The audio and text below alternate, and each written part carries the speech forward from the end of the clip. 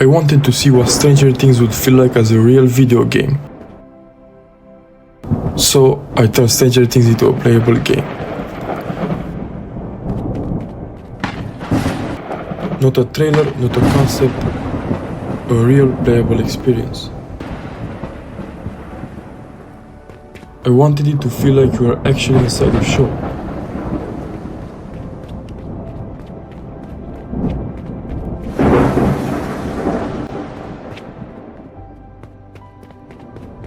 So I started from nothing, a blank Unreal Engine project.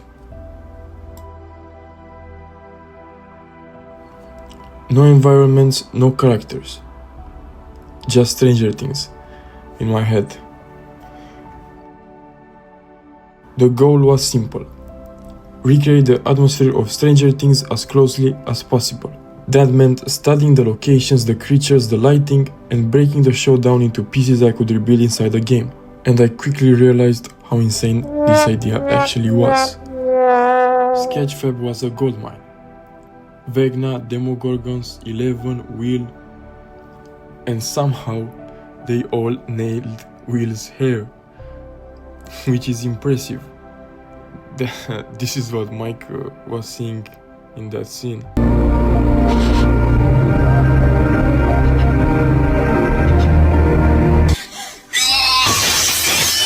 But jokes aside, this mattered. These weren't just models, they were puzzle pieces.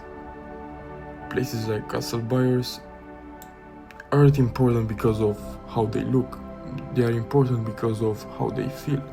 So this is where the real work started, taking all of this and turning it into something that actually felt like Stranger Things. First, I needed a monster. This is the Demogorgon I chose. It wasn't about being the most detailed, it was about the silhouette, the way it moves and whether it felt wrong. But a monster alone doesn't create Stranger Things. The world does. So I tore the sky apart, built it back from scratch. Thick clouds, endless red lighting. A sky that never feels safe. Stranger Things lighting isn't bright. It's heavy, directional, like something's pressing down on you. So I layered in fog, not to hide things, but to make you imagine what's inside it. And that was the first moment, where it stopped feeling like Unreal Engine and started feeling like the Upside Down. And I knew if I messed this up, the whole game would fall apart. At that point, the question was obvious. Who do you play as? There was only one answer. 11. But 11 isn't defined by weapons. She's defined by her powers. So I didn't start with code. I started with an animation. That moment when she focuses, the stillness, the tension, that had to feel right first. Next, I needed a way to show what 11 was controlling. So I built a selection material. When an object is in her focus, the game tells you. Because powers without feedback don't feel powerful. Then came the animation blueprint. This was where movement and powers had to talk to each other. When 11 is focusing, her entire body reflects it. And inside the character blueprint, I wired everything together. Input, state changes, animation, physics, all in sync. One detail made all the difference. I added a socket, floating above 11. So when she grabs something, it doesn't just stick to her hand, it hovers, unstable, like she's barely holding it together. Then I created a throw animation, the release, the snap, the moment everything breaks loose, and tied it directly into the code. When you let go, the animation finishes, the socket releases, and physics takes over. And for the first time, 11 felt like 11. That was the moment I knew this game could actually work. Powers were only half of it. To sell the character, I needed 11 to actually look like 11. So I started in Meta Human Creator. picked the bass preset and slowly began pushing it in the right direction. I had a reference photo up the entire time. And then came the haircut, which is a dangerous amount of power to give someone. But once the shape was right, everything clicked. Short, clean, instantly recognizable. I dressed her in the white outfit from the Nina project, because that version of 11 feels raw, isolated and powerful.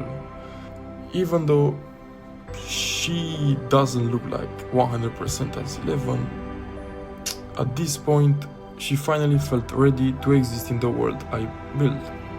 Then I had to retarget her, and if you've ever done animation retargeting, you know this is where dreams go to die. It took tweaking, a lot of testing, and more than a few moments where 11 briefly moved like a horror movie creature. What's up with this hair? But eventually she moved correctly in engine, and for the first time the character, the powers and the world were finally one thing. With 11 working, the world needed to grow, so I built a forest. Dense, claustrophobic, a place where you never see very far ahead. But it couldn't just be a forest, it had to feel alive. These black vines are part of the same collective mind. They don't just sit there, they watch, they react. So I let them crawl over everything. Trees, rocks, even the ground itself. Exactly like in the Upside Down, right?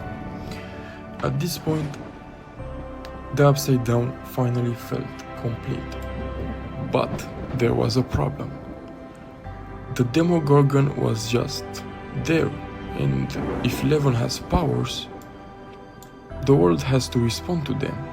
So I reworked the Demogorgon to be fully reactive, physics enabled, aware of her focus. When 11 locks onto it, she doesn't just grab an object, she grabs it. Dick.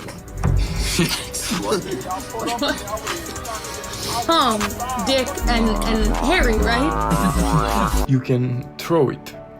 And that's when everything connected. The environment, the creature and 11's powers. And once the world could finally fight back, I knew I couldn't stop there. This is what I have so far. The first episode. It's not a trailer, it's not a pitch, it's just me trying to bring Stranger Things into a playable form. And this is only the beginning. There's so much more I could build. More locations, more creatures, more story. So if you want to see me expand this, if you want another episode, subscribe to the channel, like the video, share it with someone who loves Stranger Things, and tell me in the comments what you want to see next, because this world is far from finished. Before the video ends, I want to quickly mention a game called Behind the Smile. It starts with you being sent to stay away with grandparents you've never met in an isolated snowy house, and at first they seem welcoming. But as you explore, talk to them and uncover the truth, things start to feel very wrong. The twist, you actually talk to them with your voice, they respond in real time, remember what you say and react in unpredictable ways that shape the experience. So if that sounds interesting, go search Behind the Smile on Steam or click the first link in the description and add it to your wish list. It genuinely helps a lot. I love gathering around with family and enjoying a big meal.